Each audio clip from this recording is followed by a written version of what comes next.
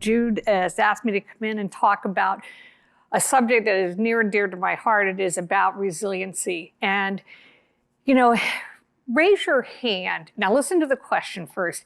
If you have not had your resiliency tapped in the last 2 years, raise your hand because I would like to know who you are. Okay, not seeing any hands.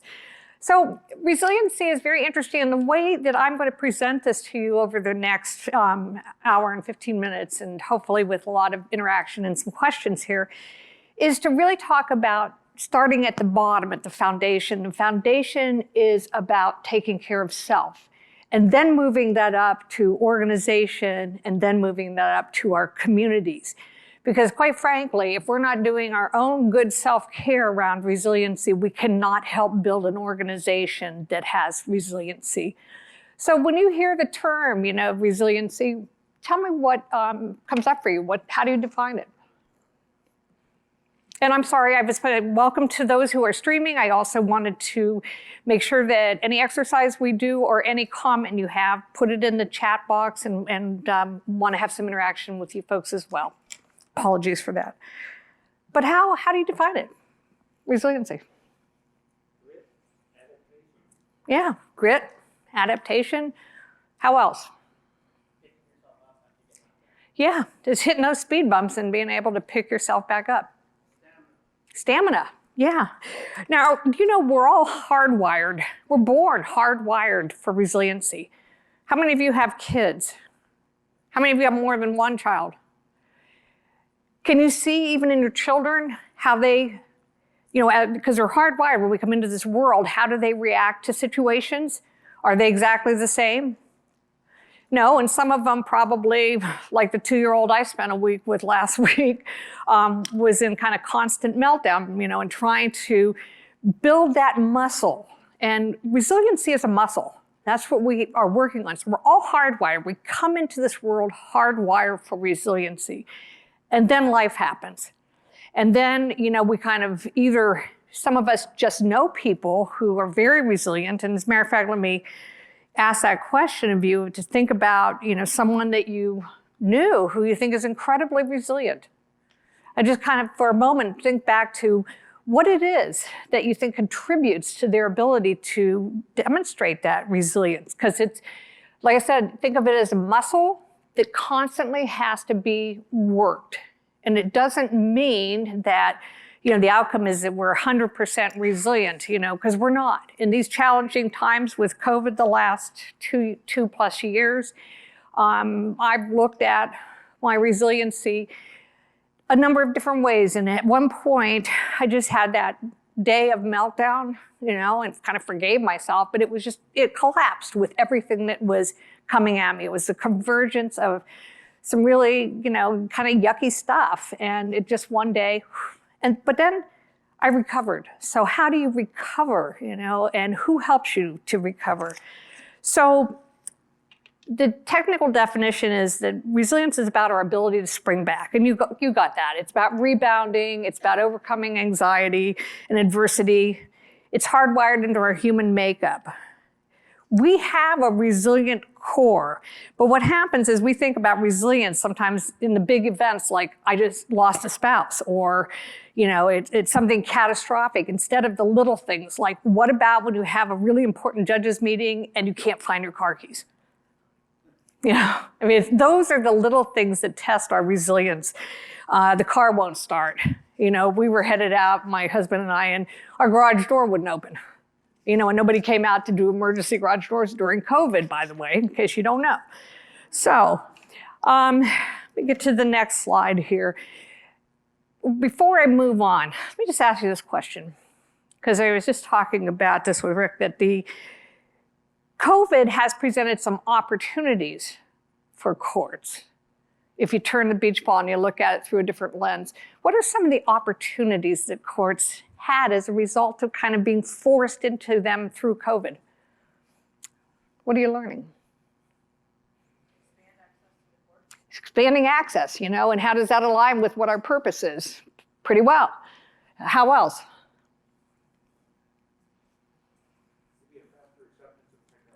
But yeah, it's a need. We don't have a choice. That's and it does create greater access. What about employees? Do any of you have employees working at home? Yeah. I said that 15, 20 years ago, that if we didn't get on board looking at the HR trends, we were going to have, as we are today, we have 6 generations working in the workplace. And the younger generations are coming in saying, if I can do the same thing at work, why can't I do it at home? And, I think that there's a lot of opportunity there as long as we make sure that individuals are still able to have one of the strong protective factors of resilience, and that's connection with other people as well. Very important. So I want you to move forward here. Take a moment and think about a major life challenge or adversity that you have gone through. Just take a moment and think about it.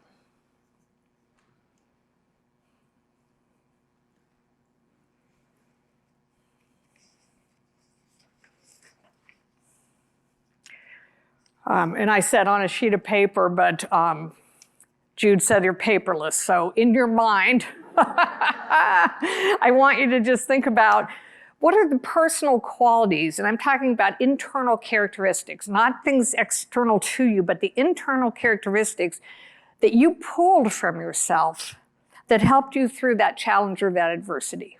So think about what did you have to tap into to get through that.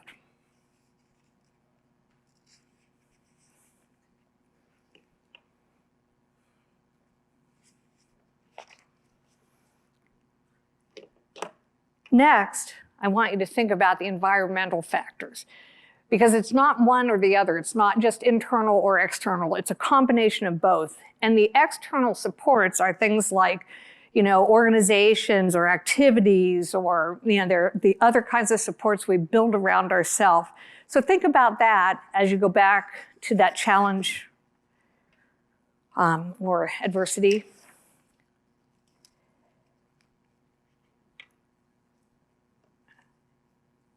At your tables, I want you to talk about these 2 questions. And for those of you who are remote and don't have someone to talk about it with, please just answer the questions and send some of those responses to the chat box.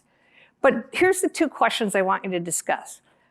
Thinking back on that exercise, how did your protective factors, those personal qualities, help propel you through that adversity or that challenge?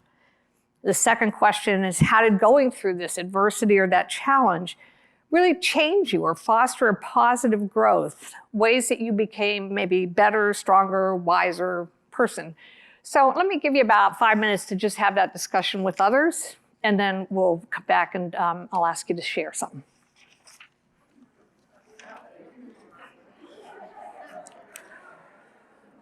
So let me just read you one of the responses that we got from one of the participants who's streaming, and said, my protective factors allowed me to stay the course until I was able to leave the toxic environment that I was situated in, finding a much better location to where I used to be. This gave me the ability to know there is light at a tunnel that seems never-endingly dark, dank, and sealed at both ends. Ooh, talk about resilience. Another comment was that, it depends on attitude, and about flexibility and fluidity, all of that. So let's come back to you guys. Tell me the first question.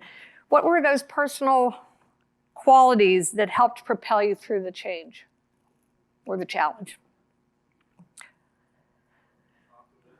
Optimism, great. What else? Perseverance and team building, great. What else? Confidence, exactly. Courage, yeah. Courage, yeah. What else? Anything else? Transparency, yeah.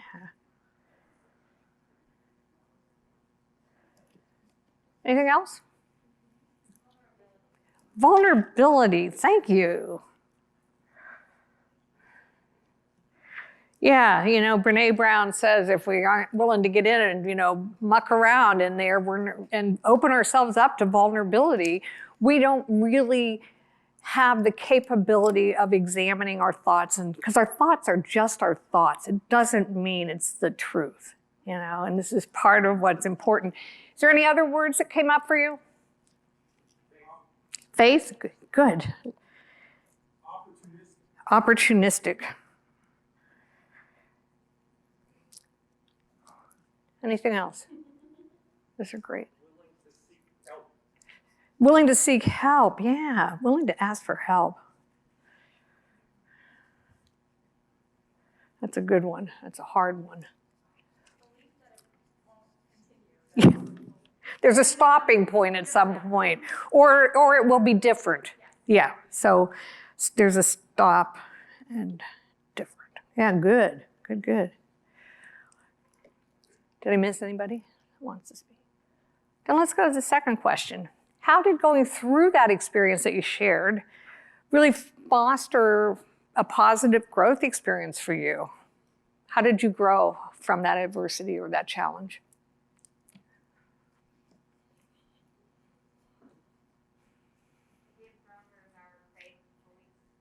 Pardon me, I didn't. Yeah, stronger in our faith beliefs. Good, yeah, stronger in faith.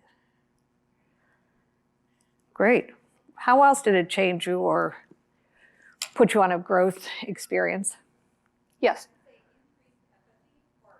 Ah, yeah. Yeah, great.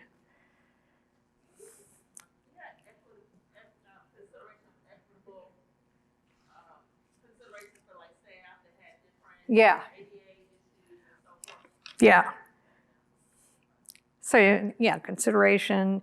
And in some ways, even dealing with, kind of COVID not only made us maybe more empathetic and have to deal with some of those considerations, that flexibility, but I think, it also kind of opened up a little bit that sense of vulnerability that we all had in that shared moment, shared experience. How else? Let me come over here. Yeah, start here, and then I'll go back. Gave you a sense of perspective. Yeah.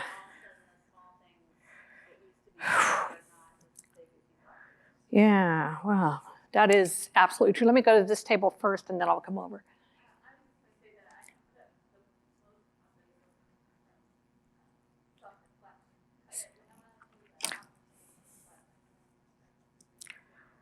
Yep. Okay. It does, yes. Mm-hmm. So, those are great. It sounds like you guys had a great discussion. Let me just, I'm going to do an aside here because you brought up self-reflection. So as I'm teaching others right now, and we're looking at CEO positions in all kinds of organizations, what is the number one trait and characteristics that organizations are seeking in a CEO? What do you think it is?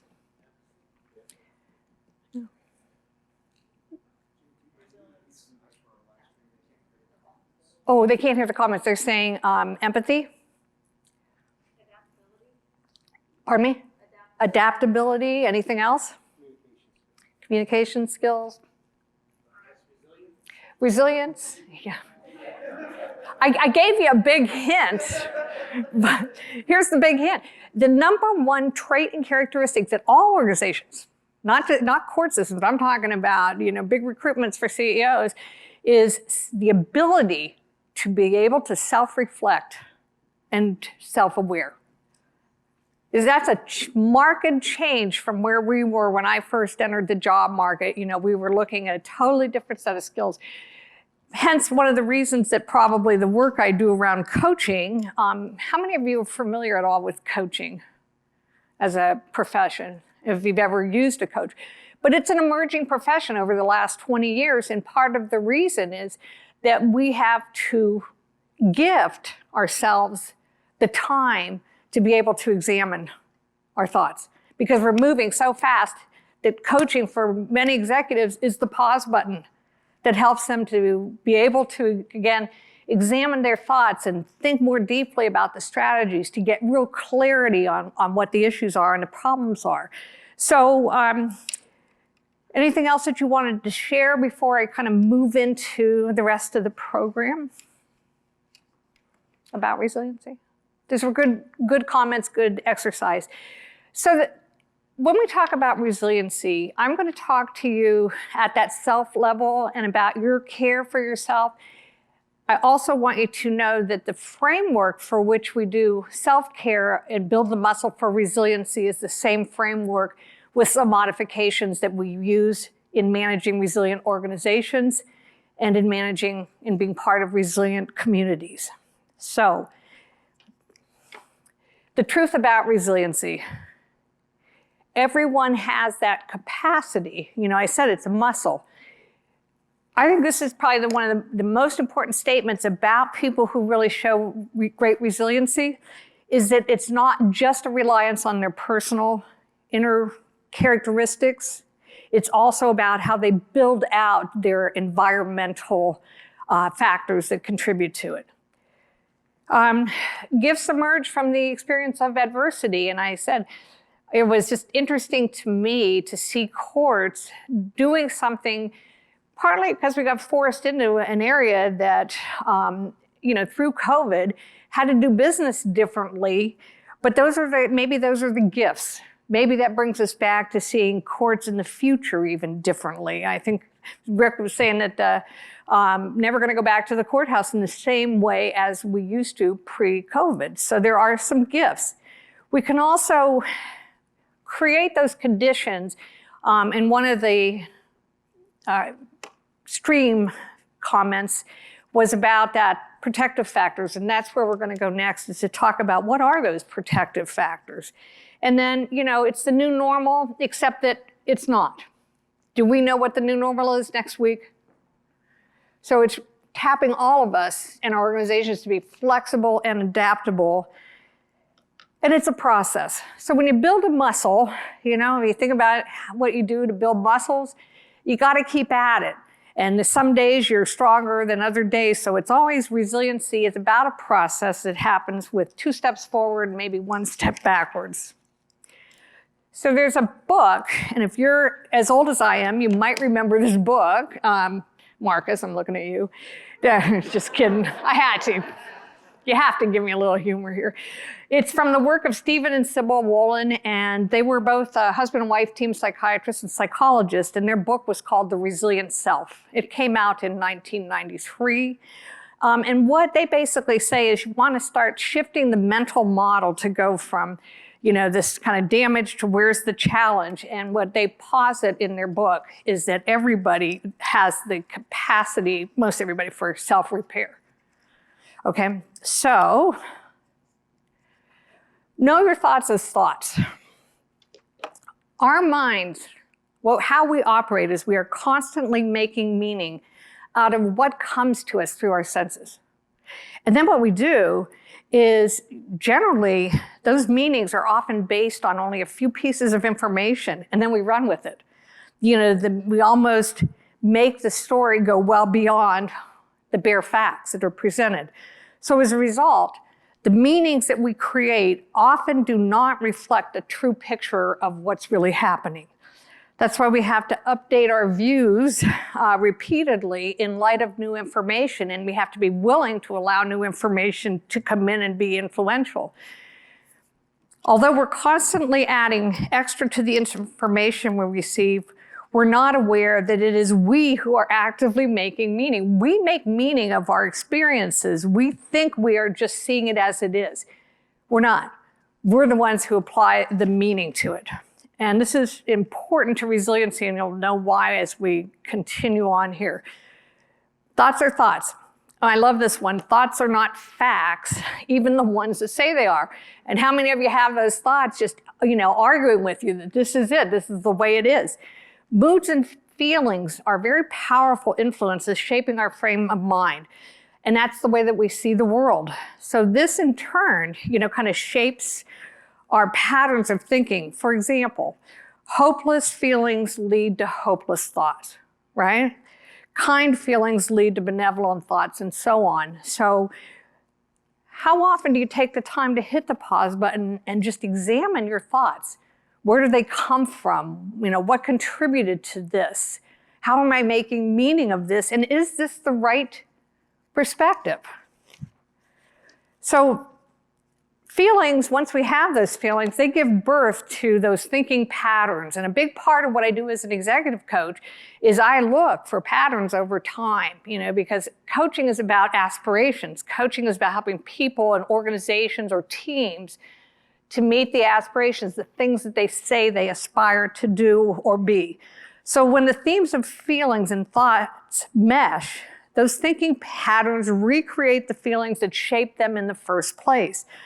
So we want to look at, hold them out there and actually do some examination of them, because our thoughts can convince us that what we're experiencing and what's happening around us is in fact real. So, factors in resilience. These come from the American Medical Association. And the first one is just the capacity to make a realistic plan and take steps to carry them out. Sounds easy enough, right? How many of you make a plan and, close that loop almost every day? Some. But what really happens is that, it's like taking those small steps and making that commitment. It's skill in communication and in problem solving. And, resilient people, if you think of the people who are resilient, tend to not just see one way. They tend to want to, if you hold a beach ball out in front of you, you're going to see X, Y, Z colors. But if you want to see the whole beach ball and you want to get the rest of the colors, you have to turn it. You have to do the same thing when you're thinking about your skills in problem solving and in the way that we are communicating. Another factor that the AMA identifies is around our positive view of self. And that came up I wanted to grab that paper here, sorry. In the comments that you had about your exercise there, I heard confidence, I think, come up twice. And about your strengths and about your abilities. And then it's also the capacity to manage strong feelings and strong impulses.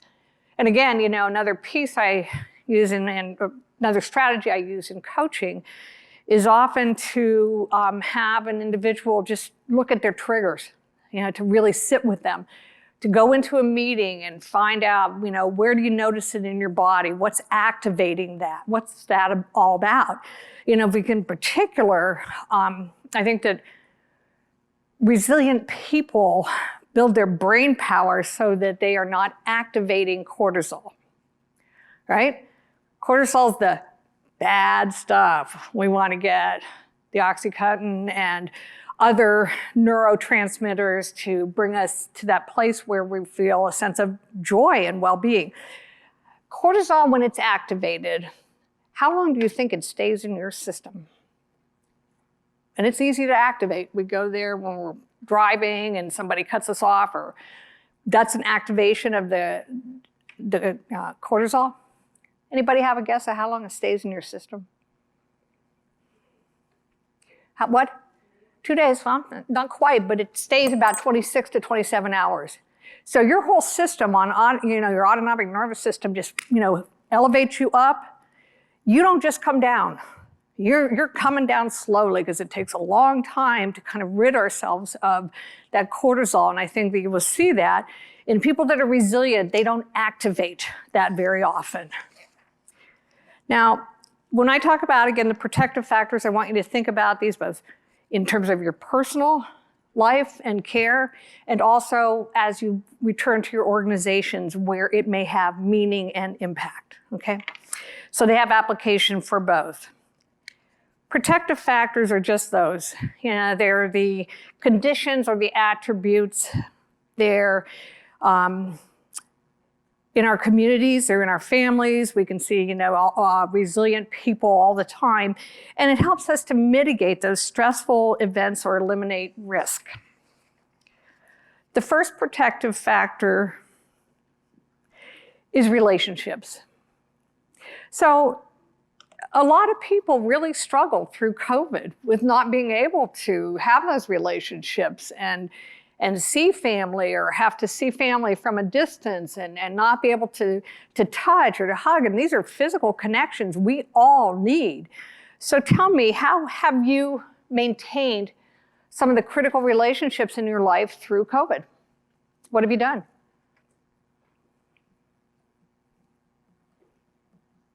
besides Zoom cocktail parties? Our neighbors would get outside and keep our distance in the backyard, but have like music parties and stuff like that. Great. That's one. Oh, okay. It's how have you maintained those? Oh, what she just said. I'm sorry. Okay, parties, and the neighbor had hosted parties where they were socially distanced and brought in some music. Right? Anything else? What else did you do that helped you maintain those relationships? Coming from a rural area, I was able to do a great deal of hiking. Ah, good. Which I think urban settings, they didn't have that advantage. They didn't have that advantage. You're right. Yeah. So what else did you do? Okay, keep reminding me. I'm so sorry. I apologize. I'm from old school, or I am old, one or the other. It's the comment was hiking, but that was from a person who was in a rural area and probably didn't think that that might be as easy to do if you were in a heavily populated situation. What else did you do? Yes. Okay. I saw work relationships strengthen because we were coming into work every day and really gelling. Oh, good. So the work relationships for this person were strengthened through COVID and through Zoom, even. Yeah. Okay. What else did you do? It's the little things. Yes. Wait, I'm coming. Oh, God, wait. I'm coming. People want to. One on each side, but. For me, it's a lot of routine. Mm-hmm. Like on the days that we didn't go to work, go get my cup of coffee at Starbucks. Yeah. It seemed like it made it feel normal. You had to do something that was created your new normal to make sense for you. So it brought back making meaning out of your experiences. Yes. The one thing I did, I just share with you that I bought a bunch of cards, like, just kind of crazy, goofy cards and things. I sent them to friends like once a week. And what started happening was the cards kept coming back to me, and we were all building these little kind of card shrines that we were sending each other. But it was really nice. It kept us connected in a different kind of way. Anybody else have something they'd like to share about how they maintain these relationships? Yeah. They're vital to resiliency. And the next one in the protective factors is about service and helpfulness. It's giving and service to others. So what type of activities kept you maybe in a different way able to be in service to others? What did you do?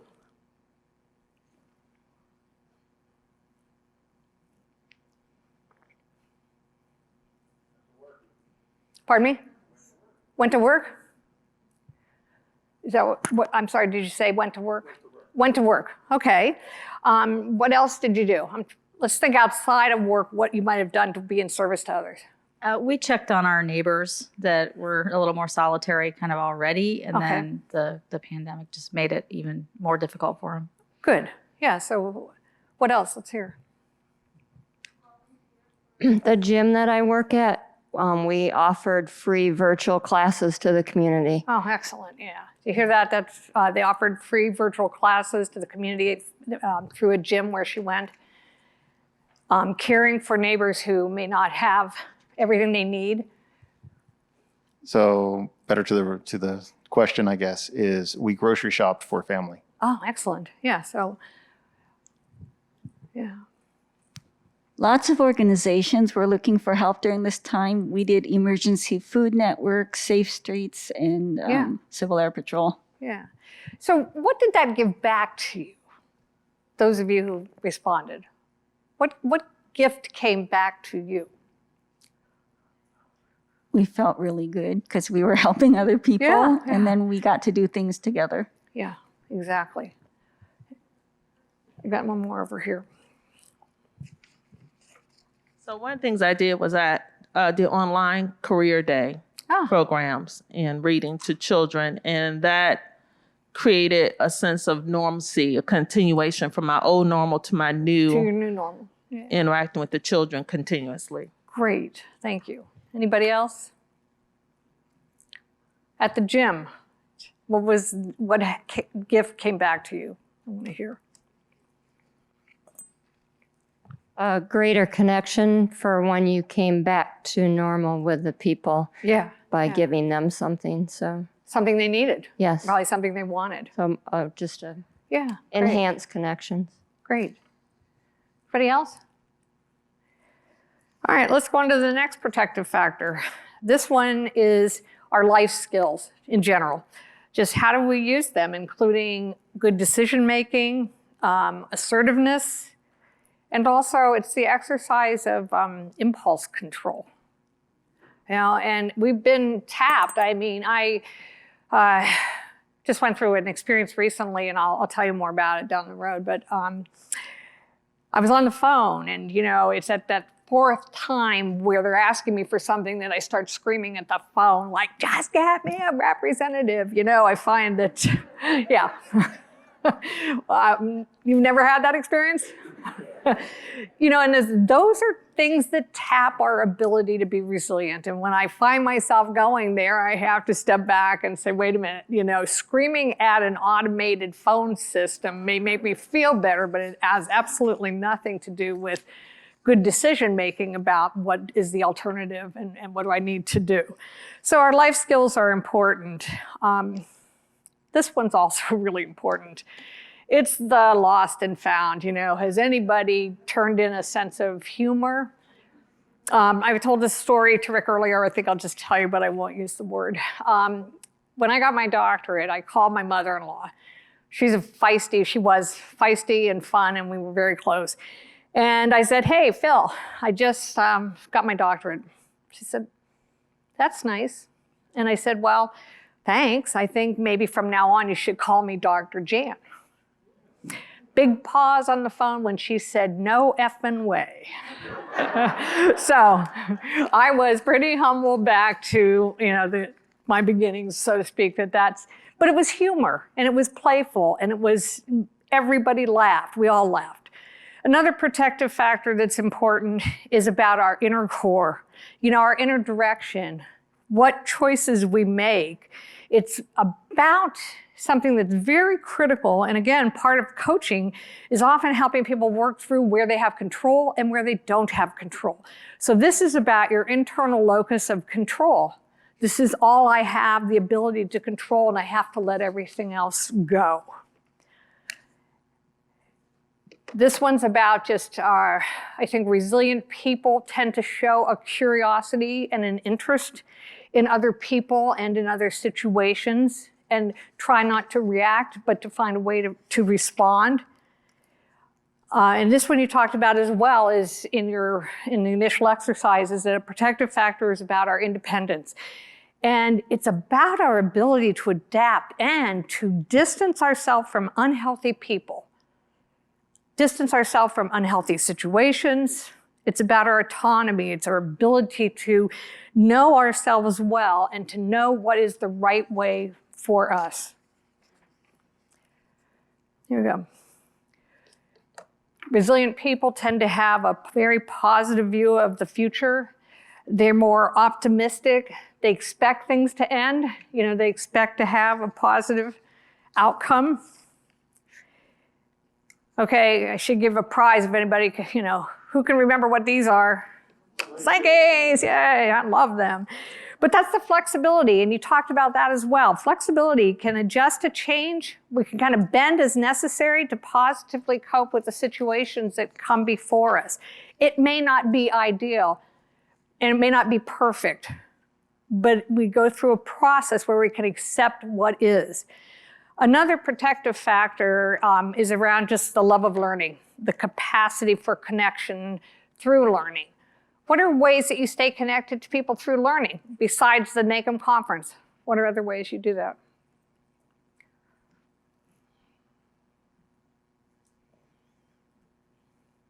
Anybody in book groups? Yeah, so we have book groups. Working out in groups at the gym, learning something new. During COVID, did any of you actually take up a hobby or an activity that you'd always wanted to do but now had more free time to do it? And if so, what did you do? Paddleboarding, excellent, yeah. How was it? I've been thinking about it. Well, I lived in California at the time, so it's probably a lot better than here. Yeah, probably. Okay. What? Right behind. Snowshoeing and snow camping. Snowshoeing, snow camping. Yeah, I've got my snowshoes hanging up. I got to get them out this year. What else did you do? You learned something new? Oh, here we go. There. It's the pause. Karate. Karate. Whoa. Okay. Well, keep an eye on you. Learned how to operate Zoom. Learned how to operate Zoom. Yeah, I can now put people in the breakout rooms. There was one more comment up here. Let's just, yeah. This is a little nerdy, but I created a curriculum for leadership for my staff. And while they were teleworking, they had positive things to learn about the court environment. Excellent. And there was a portion of it that was certified by the National Center of State Courts. Oh, bravo. Talk about a good use of time and also learning, because every time you're putting together a curriculum, you're always learning and staying relevant, right? As well as then bringing that back to staff. That's a great example. Thank you. Are you willing to share? Oh, that's for you, not me. Yeah. The answer That was is a yes, she is? Yes, she is. Okay, great. And then another protective factor is about just our self-motivation. You know, it's our internal initiative. It's that positive motivation that comes from within. It's also really important when you think about what's the organization's motivation. You know, how are they motivated to do the work that we need to do and need to get done? And then I love this one too, because this is about competence and self-worth. And all of these things came up in your examples I want to point out. Competence, self-worth, being good at something. You know, it's that feeling of self-worth, self-confidence. You know, I mean, I'm not unlike many people maybe my age who start thinking maybe I could do art. So I've been taking art classes online and have built a community of people where we're trying different modalities with the art. And every once in a while, I do something that I think this is maybe worthy of a frame, you know, and hang it up. But I'm having fun tapping into that side of myself. So how have you stayed motivated when your resilience is feeling low? Tell me what strategies you might use to build it back up.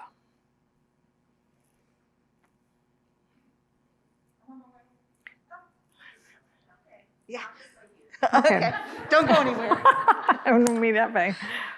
Pardon me, what I used is just looking at someone else who has gone through something worse than I've gone through. Yeah. And the fact that they've survived it, it helped me to look at that and say, hey, you can make it through it. That is important. You know, it's like people that complain about shoes until they see someone who doesn't have any feet, right? Very important. Good. Another one? Having a partner who will help motivate and support you and encourage you. Yeah. And they can't do that through nuanced suggestions. They need to do that through real conversation about what are my needs and what is it I really want to, what helps me build that inner core of confidence and competence. Anybody else? Motivation from kids. So I have to show them that I'm resilient as well. So showing them we can make it through this and that type of thing. So definitely the kids. Yeah, so being a role model for your children. Excellent. One more we'll take and then we'll move on as I'm looking at the time. Well, our table spoke about our fear of failure and how you tap into that because you feel like you don't have a choice. Failure is not an option. So you just find that inner strength to do it. Just to get it done. Yep. Another protective factor that's important is around just our spirituality. You know, it's our personal faith in something bigger. I mean, you know, for some people, going hiking is a way that they find themselves in a meditative place, or for other people, it's actually having a meditative or meditation practice. But whatever it is, you'll find resilient people have a faith in something that is bigger than themselves. It's also about perseverance. And what we're talking about here is, keeps on despite the difficulties. And that's just what you were referencing in your comment about failure isn't an option. We have that inner core of perseverance, and we can't give up, and we don't give up, right? And then this one's creativity. It's expressions through any type of artistic endeavor and/or using our imagination and creative thought. This figure 8 process over here on the right is a painting I did because I took a course, or it's actually not a painting, it was with colored pencils or watercolor markers, I don't remember. It was a meditation art course online. And what they had us do with this was really fun. Listening to classical music in the background, they had us just draw a couple of figure 8s. And then with the figure 8s, we just kind of looked at the intersecting points and put a dot there or an X there. And then we kind of created our design, which is that, And they said, use whatever symbols, whatever comes to mind for you, and just have some fun. And it was fun. It just kind of challenged that creativity. I look at it frequently. I think about that moment of being able to just let go and be in it and not try to be, to use perfection, but to use my own sense of creativity, what I wanted this to look like and feel like. So those are the major protectors factors, but I want to give you 6 other that I think are equally important. Some of them really align with what we just went through. But the other 6 factors, one is called grounded optimism. Have you ever heard that term? Anybody?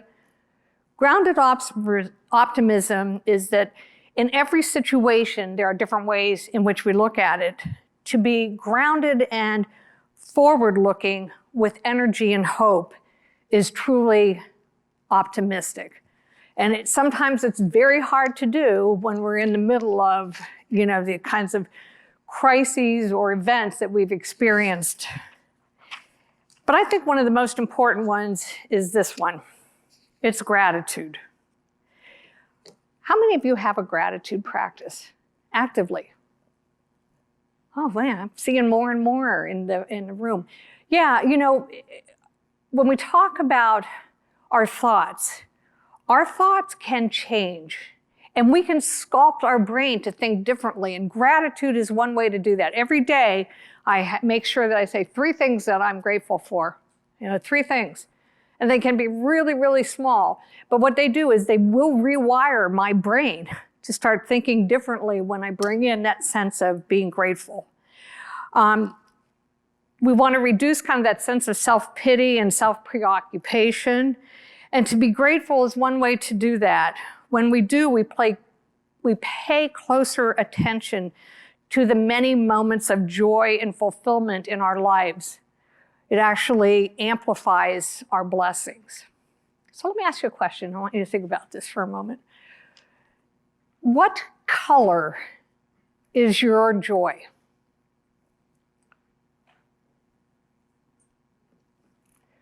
What color is your joy?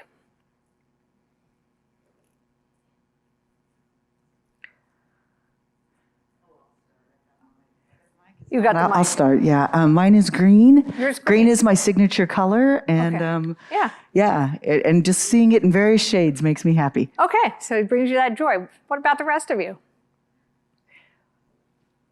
I'll tell you mine. Mine's being on the ocean watching the sunsets, and my favorite colors are going to be the yellows, the reds, the oranges as the sun sets. Every time I see that, I experience like a kid-like sense of joy, and I pay attention to that. So what color is your joy? I bet you've never been asked that question before. Yes, great. So mine is also green. It makes me think of forests and trees and plants, and which makes me think of life, I guess. It's our life source. Yeah, that's great. Who else? Give me one more color. Pink. Why pink? Because it reminds me of every Disney movie I ever saw. Okay. You and every other child. So pink. But it brings you joy, and it brings you back to a place where you remember that sense of joy. So why don't you just think about that question when you leave here? Like, what color is your joy? Because that's an important way in which we can, again, tap into our resiliency muscle. Let me tell you some facts I learned recently about gratitude. Grateful people are more resilient to traumas. It's not surprising. I think we can look at any number of people and whether they're on a national scene or whether they're people we know locally who have better or not so much resilience when they are traumatized by an event. Grateful people sleep better. Grateful people sleep better. I don't know about you, but I think sleeping is really important. How many hours of sleep should you get every night as adults? I'm put on my psychology hat, but yeah. How many of you get 8 to 9 hours of sleep every night? Yay, some of you do. Actually, that's what you need. That's what adults need in order to rejuvenate. We need to get a good night's rest. So grateful people sleep better. Grateful people are physically healthier. Grateful people are less depressed. And I love these last two. Grateful people are more likely to pay it forward, to pay it forward. And they're more likely to be better corporate or, court citizens, if you will. So the next one is around kindness. Showing kindness to others is an incredible way to reduce our self-centered way of life. Joy, for many people who are just universally kind, comes from showing kindness. It's not about lack of confidence or it's not about competence. It's about just having a general nature of openness and kindness. Now, when people are kind, it's actually contagious. You see it kind of grow. So you think inside your organizations, how do we build more activities that strengthen that kindness muscle and resiliency? Here's another statement I like that I think about courts a lot when I use this one, but when we are selfless, let me say it again, when we are selfless, egos drop away. Think about that in terms of an organizational context. And then flexible thinking, and we talked a little bit about that with the slinky, but the people who are resilient tend to be flexible in a way that they think about challenges and they don't necessarily react quickly to the emotionality of the stressor. And sense of meaning and purpose. Here's my story I'm going to tell you because this is one that both tapped my resilience and also gave me a great gift. So on December 30th of this year, which was my birthday, I actually flew to Indianapolis to meet my best friend and her husband, who's a doctor, who was ill at the time, and moved them to their home in Southern California, which we did. When we got there, the treatment that we thought her husband was going to be able to have, he didn't qualify for anymore. So he had a metastatic cancer that was pretty aggressive. So talk about some resiliency stressors here. We get referred to a hospice program. Hospice calls and basically tells us that they don't have anybody to come out because everybody's sick with COVID. So there's stressor number one, we can't even get a nurse out there. But what happened through that was I've been a hospice volunteer for over a decade now. And so my friend, who's a doctor, knew that I had made that offer when I knew he was pretty sick, that if he ever needed me to help my best friend care for him, I was there. Kind of unspoken, and that's what happened. So for 2 weeks, we were on 24/7, just taking care of this man as he continued to show that vulnerability and that frailty. And, because I was in constant motion, I just never really thought much about it. And then I got on the plane coming home about a week or two after he passed, and I sat on the plane and I just felt myself weeping. And it wasn't sadness. It was actually tears of gratitude for being able to help someone in such a difficult situation. And just had to sit with that and pay attention. So, our sense of meaning and purpose is really important. Who are we? What's our daily mantra? How do we want to live? How many of you have a daily mantra that you use? Janet, can I hear yours? It's a good one. I knew it would be. That's why I called on you. Thank you, Jan. Everything I need is streaming toward me. That's a good one, yeah. I have it on a ring that I wear. That's perfect. My mantra every day is just for today, I have everything I need. And part of that helps keep me in the moment. I'm not thinking about yesterday. I'm not thinking about tomorrow. So think about, how can a mantra and self-care help you to be able to, again, build that resiliency muscle? So the stronger your sense of purpose, the better equipped you are to handle challenges, adversities, and quicker recovery time is really what we're looking for. It's not that we don't hit the speed bumps. We're not even trying to avoid the speed bumps. It's just how we navigate them once we hit them. And then, of course, the last one is, we've already talked about this, but it's the relationships and how vital and important they are. To thrive in this world, we need other people. Let me ask this.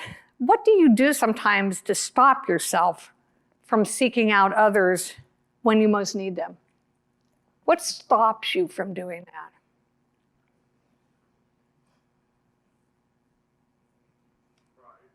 Pride.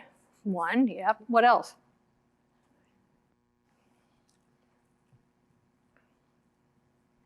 Guilt, the feeling of you don't want to bother them with your problems or burden them. Right. Okay, so pride and guilt. What else?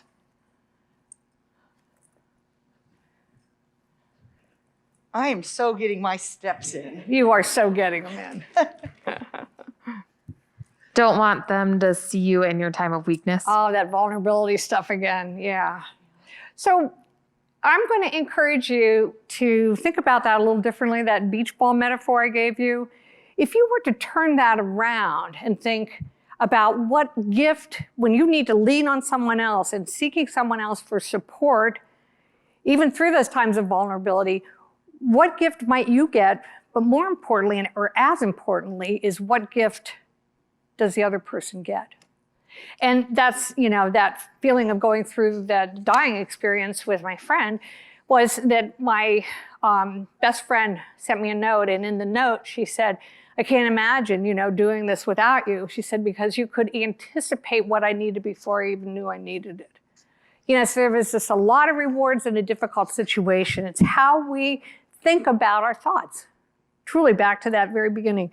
So let's look at this, because this is talking about, the low road means we hit a speed bump and then we go right away to a conclusion. There's virtually no activity that happens in between that. When we take the high road, because the low road, for example, is on the autonomic nervous system. And we have so many things that we just have an automatic response to. And it's normal, it's natural, but sometimes we need to, again, hit the pause button and see where it's taking us. Because when we're on the low road, we tend to have a kind of lack of awareness of ourselves and impact on others. The high road is more methodical. It's more step by step. Now, this is not about a crisis. We all need to step in when there's a crisis, but very few things we do are really constitute a true crisis. So what we're talking about in the response is to be more methodical, step by step, the awareness and some degree of where we have that internal loci of control. The low road is faster, certainly, but it's probably less accurate because it hasn't collected the information and spent the time to make meaning out of that information. The high road will allow us a more precise and accurate picture of what's happening. Mindfulness can help you tune in more actively and more accurately. Mindfulness training can actually help reduce reactivity. Anybody have a mindfulness practice or practices mindfulness on a daily basis? Good.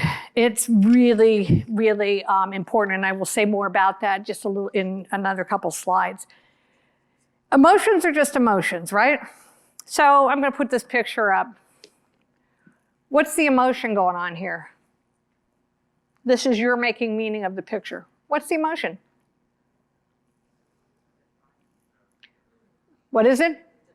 Could be defiance. What else could it be, though?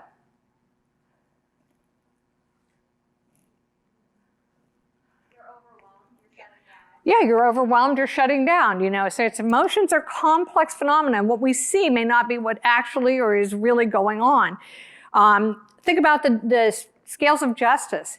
What it means to us from one perspective on the inside and why we work in this business versus the experiences some of our friends and neighbors have had with the court system. They may see that very differently, and it may evoke a very different emotion than the ones we may hold. Then there's, of course, Homer, I think, therefore I am, right? I love this one because it's like, talk about confidence. Here's the cat who sees the lion. And then we've got, just in general, our emotions are about our relating. They're about our behaviors. And then, the things that kind of trigger us. Emotions are held in what part of the body? That's an important question. Where do we hold our values? All right. In our head, in our heart, in our gut. Head, heart, gut. Where do we hold our emotions and our values?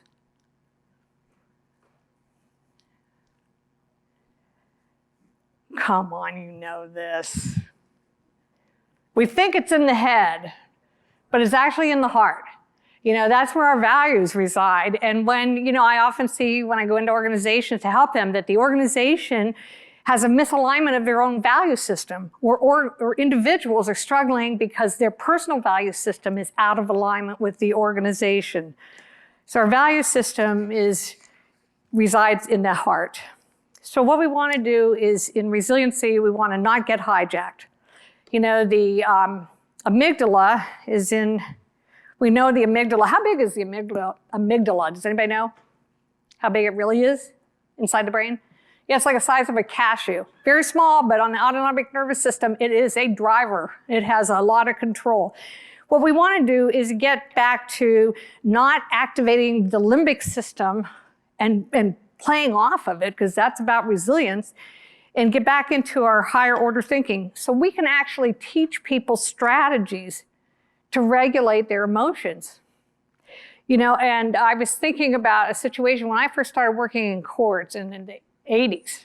I worked with a judge who had, over time, really started to stress out on the bench and would often walk off and just leave litigants or take it out on staff. I was a relatively new, manager in the court system. I really didn't know quite what I was supposed to do. And I, spent a little bit of time not reacting to it, but trying to find an appropriate response. And what was funny was that he actually did go for the help. He decided that he did not think his temperament was suited to being a judge. He did that on his own with some additional supports. And then I got a card from him. I still have the card because he sent me a card that basically said, "Thanks for the lobotomy." But I know what he meant, which was really kind of calling him on and helping him to not get hijacked in a way that wasn't going to allow him to do the kind of work that he loved and be a member of the community in a way that he was seen and valued and respected. Because it didn't have anything to do with his intelligence, it had to do with the regulation of emotions. So tell me, how many of you have heard this statement before? We can't take care of others until we take care of ourselves first. Anybody hear that? How many of you actually believe it? I would like to see 100% hands going up. It's absolutely true. We think we can set aside our own needs in order to be able to take care of others and organizations, but we can't. Self-care is vitally important. And when we look at it, let's talk about just kind of entering the halls of a little bit about mindfulness. You're talking here about body, thoughts, and actions. So in the body, that's about being open, friendly, aware to those sensations. And when we are triggered, one thing to try to do is to hit again that pause button and see what was the trigger, what activated this, what's true in that, if there's any truth in that. And then our thoughts, to consciously look at those and to do and apply strategies that change our thinking so we go from, these negative thinking patterns into turning the beach ball into finding something positive in it. And then taking care of ourselves with just however we do it. If I gifted you 5 minutes, if I just gifted you 5 minutes uninterrupted, what could you do that constitutes self-care? 5 minutes I'm giving you. What are you going to do?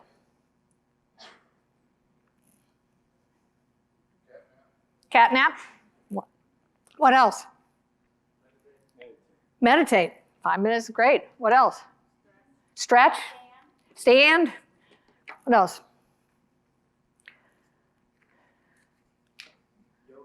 Yoga. I mean, there's all kinds of things that we can do. You know, on the airplane, by the way, did anybody notice that they now have meditation on airplane? Isn't that great? I hope I don't look silly doing it, but I think it's a wonderful addition to flying because it helps bring people down, you know, the elevation. So when we are mindful, here's what happens. When we're paying attention to being mindful, we see reality as it really is. I'm going to show you these next 2 slides, and I'm going to kind of go back and forth, and I want you to tell me what's different between these 2 slides, okay? Here we go. And whoops.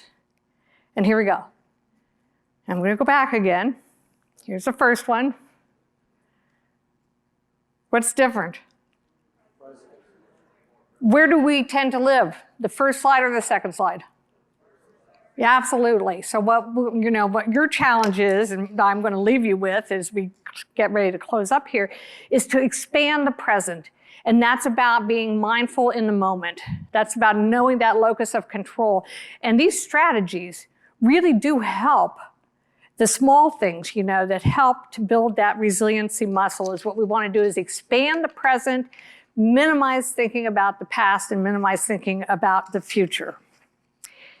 I'm going to put up another sign, and I want you to tell me what this means to you.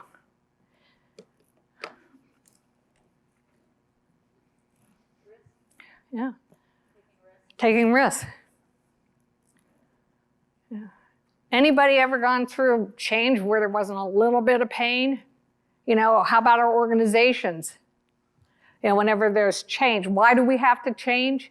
Well, change is part of, you know, building that resiliency muscle, and it needs to be worked and reworked all the time. So this is the foundation that I've talked about, is that we really honestly can't take care of others well or our organizations until we start with ourselves first. And, you know, it doesn't have to be, I need a day off. It can be every day for 10 minutes. And when I work with judges, particularly in a coaching capacity, you know, we talk about those little strategies that help the judges who are running into that 5 to 7 year burnout. You know, how do we help them reset to 0? And what are the strategies that they can put in place to help them be able to reset to 0? Well, I ask you the same question. Because a lot of the work you do is very, you know, can be very routinized, and we see the same people or, you know, experience the same things. What is it that you need to do to take care of yourself in all of that? And I'm going to probably try to leave you with thinking that that may be the most important thing that I hope you take away from this program, is that until we do something to care for ourselves, we have a hard time caring for others. And then with good self-care, then we can start taking this pyramid up to our organizations, and then we start to look at how do we want our organization to respond? What resiliency muscle do we need to build inside the organization to be relevant and purposeful and intentional? And then we take it up to the last one, which is when we are doing good self-care, transcending it to our organizations, and ultimately that happens in our communities as well as society as a whole. And so finally, we're going to spend a little time with this last activity, which I loved being invited here to talk about resiliency because it's one of my favorite subjects. Right now, as a matter of fact, I teach a 60-hour accredited program for coaches all about resiliency. And, you know, in this case, when I read the description for the conference, it was so nicely written about the tension that exists between being efficient and then also needing to be resilient.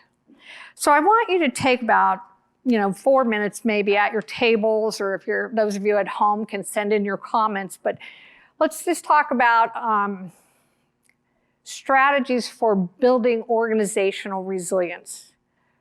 You have 30 minutes every day to do this. What are the things that you're going to do? 30 minutes every day to build the resiliency muscle at the courts. What are you going to do? So just take a few minutes, have that discussion at your table. and then we'll wrap it up.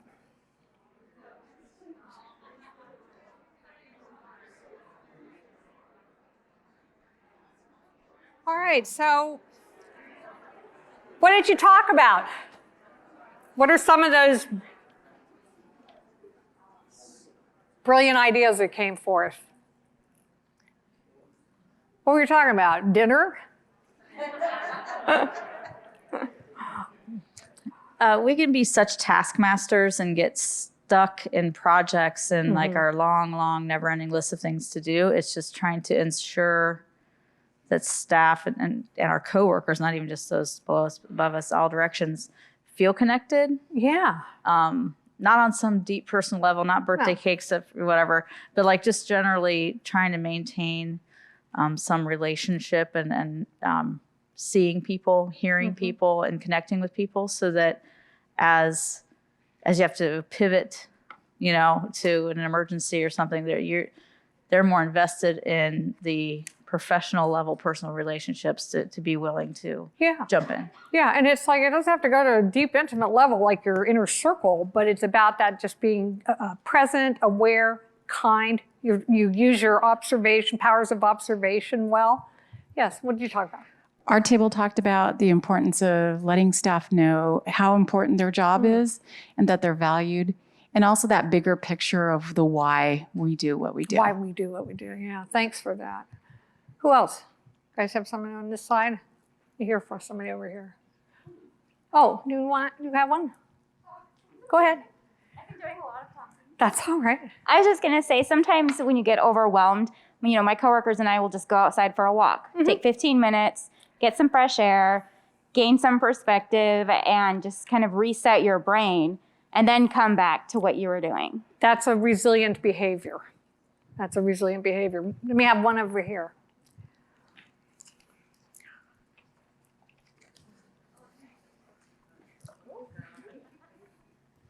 Our table member had a fantastic one, and she's not going to raise her hand and say it, so I'm going to out her. Go for it. That every evening she spends a few minutes remembering 3 things that made her smile that day. Gosh, I love that. Is that beautiful? That And is she so won't beautiful. own it. All right. So in the 42 seconds that I have left, I get the final word here, which is resiliency is a muscle. And I want you to remember that. And as you leave here, remember that it can be learned. We can learn strategies and behaviors. They don't have to be huge. They're the little things that we change or put in place. It's about knowing our thoughts and examining our thoughts and our thought patterns, because flexible thinking and grounded optimism are what really resilient people show all the time.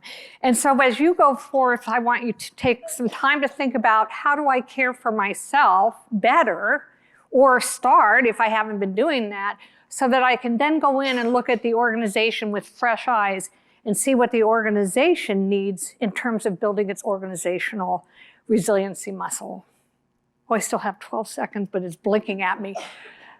It's wonderful to always be with NACM folks. I'm doing a lot of work with the judges, so I don't get to see court administrators that often. So thank you for having me. I want to leave you with my leadership mantra. This is a leadership mantra. I want you to close your eyes. I'm going to say it to you twice. Everybody close your eyes. Listen to it twice.